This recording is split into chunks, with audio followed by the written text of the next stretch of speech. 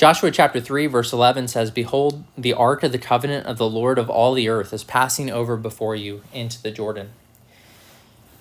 Now, in verse 11 here, behold, like look, see, like take note of this fact. The ark of the covenant of the Lord of all the earth is passing over before you into the Jordan. And so, again, this is Joshua speaking to the people. Behold, the ark of the covenant of the Lord. Again, the ark of the covenant right here, it was a box that the priest carried, that the Levitical priesthood, they oversaw the priestly items for the tabernacle and the temple eventually.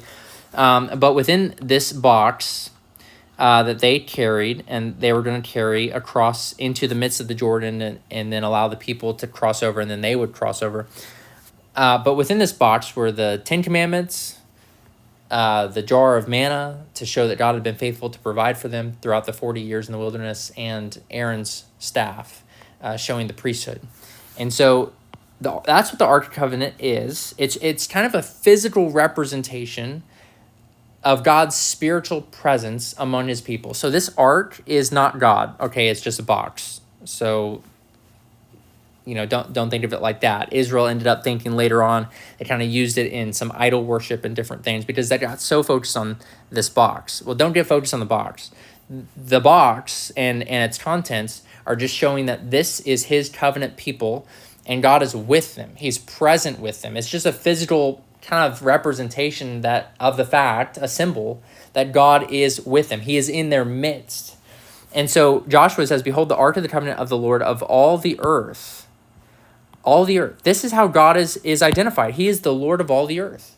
Thus, he has the authority and the right to do with whoever and whatever he pleases. Like, he owns everyone and everything. He is God of the earth. He's the Lord of all the earth. He can do whatever he wants, and not only that, but he has the responsibility to act and to judge sin, to cleanse the land, and to act when there are wicked people. And wickedness is filling up these nations, these societies, these cultures, and they're slaughtering children in these areas. And so the Lord of all the earth, Yahweh is coming. This is kind of the point. Yahweh, this Lord of all the earth, Yahweh is coming. And he is coming to do exactly what he has the right to do, what he has the authority to do. If he desires to put an end to a people group, if he desires to dispossess a land, or to relocate some people, or to give Israel this land that's already currently occupied, God of all the earth has the right to do that.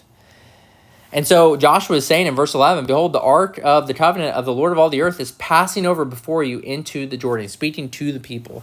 And basically, he's now going to be saying, "Now therefore, take 12 men and go, and then the people are going to follow." And so this is what Joshua is telling the people: the ark of the covenant of the Lord of all the earth is passing over before you into the Jordan. It's the same thing that we saw in where was that? Back in verses 2, 3, 4, when the officers went through and they commanded the people, when you see the ark move, that's when you move. Why? Because you follow the Lord. You follow the Lord more than anything else. You follow the Lord. And so Joshua is telling them, this ark of the covenant of the Lord of all the earth, this is what it's doing right now. It's passing over before you into the Jordan. So get ready. This is Joshua 3:11.